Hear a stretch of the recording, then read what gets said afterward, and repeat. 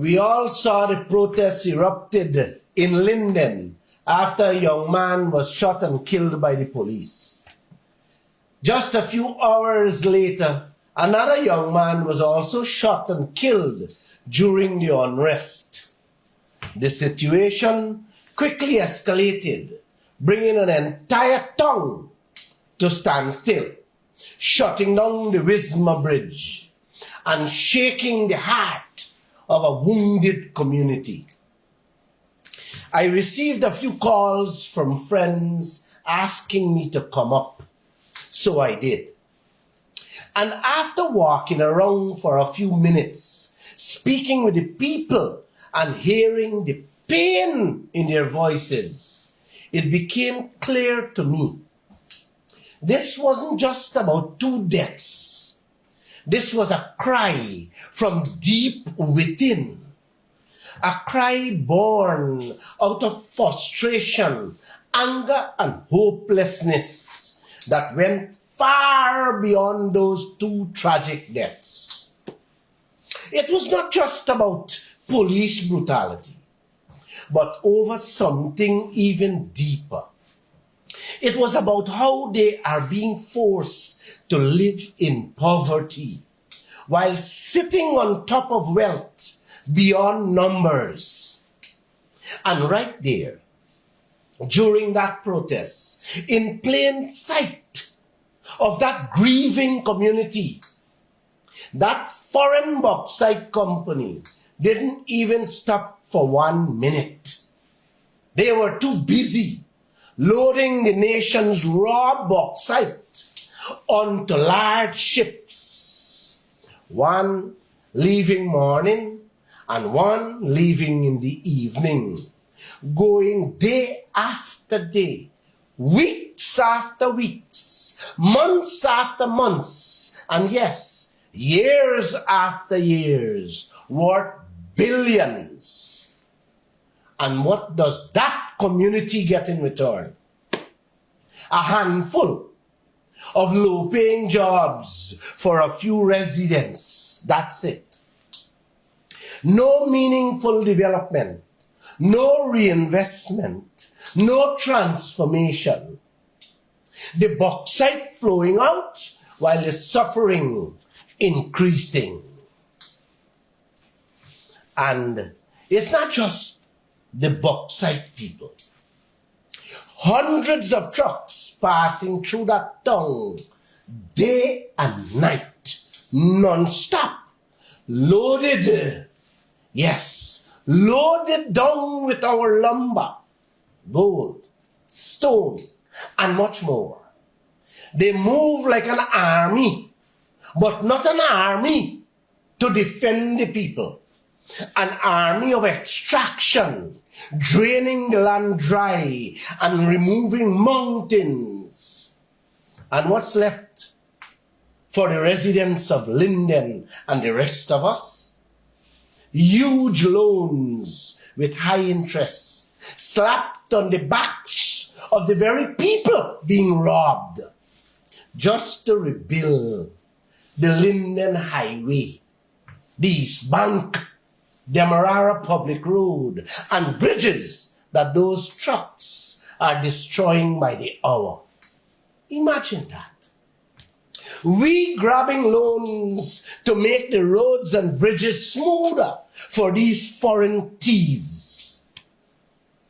We borrowing money not to build infrastructure for ourselves, but to make it easier for our wealth to be carried out faster by the foreigners. Let that sink in for a moment.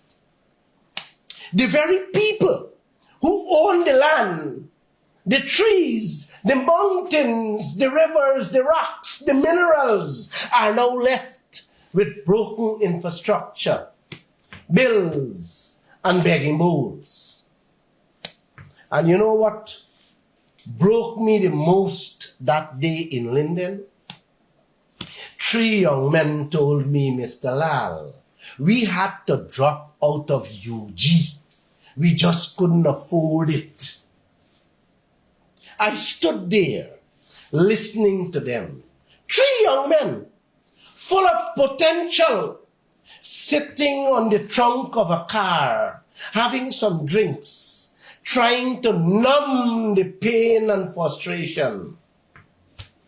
Not lazy, not stupid, just abandoned. Abandoned by a system that was supposed to lift them up. Abandoned in a land dripping with wealth. Yes, our youths are dropping out of school because they can't afford bus fare, rent and food. Sitting on gold, living on bauxite, watching their lumber passing through, are being left to rot on the street corners of Linden. So I ask again, how does a country this rich, how does a nation so blessed leave some of its sons and daughters like that? This is not bad management anymore, people. This is pure, unadulterated betrayal, treason. And it is time to stop calling it anything else. Because if you do, then you're just building the roads to further your destruction. What I saw in Linden, that protest was not just for those two men. It was for the living who feel abandoned in the land of their birth.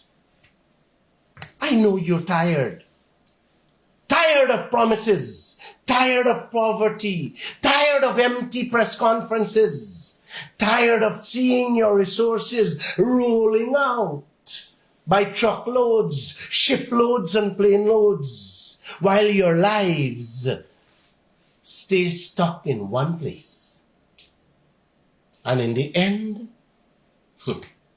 the only thing that will be left for our children to see in the tongue of Linden is the street names. Yes, the street names that is placated all over Linden.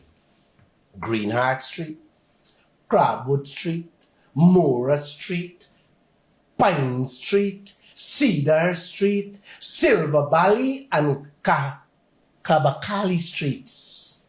And the list goes on.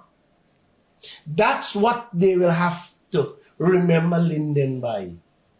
Not the real trees, not the industries, not the jobs, not the wealth, not opportunities, just names on signboards. Names of some of the most precious and valuable world-class lumber that once grew in abundance across Guyana.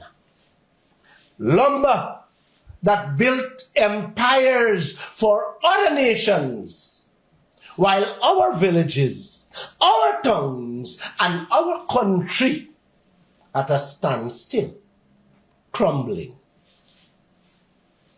And when those children ask, Daddy, what is a kabakali or greenheart tree?